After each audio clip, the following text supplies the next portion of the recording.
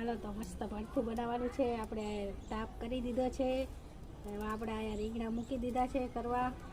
આપણે ગામડાની સ્ટાઇલ ભરથું બનાવવાનું છે। હાલો તો આપણા રીંગણા શેકાઈ ગયા છે મસ્તના, અને હવે આપણે એનો ખોલી લેવી। જો આપણે તુવેર લઈ લીધી છે, પછી આમાં ટમેટા મરચાં કાપી વાળ્યા છે, આમાં છે લીલી લસણ અને ડુંગળી, આ ધાણા પણ તૈયાર કરી વાળ્યા છે, અને આપણું રીંગણા પણ મસ્ત રીતે વાફીને કટ કરી લીધા છે, અને આમાં આપણે ચટણી પણ બનાવી વાળી છે, ધાણું મરચાં મીઠું બધું નાખીને। અને હાલો આપણે લોહી ચડાવી દીધું છે, એમાં નાખી દઈશું તેલ, એમાં નાખી દઈશું ટમેટા મરચાં, ટમેટા મરચાં લીમડો નાખી દીધો છે। હવે એમાં તે આપણે તુવેર પણ નાખી દઈશું, અને થોડી વાર એને તેલમાં ખાવા દઈશું એટલે પાકી જાય।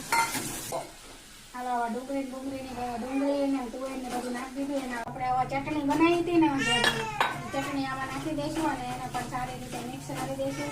ચાલો તો મસ્ત મજાનો મસાલો પાકી ગયો છે। આપણે નાખી દઈશું રીંગણા।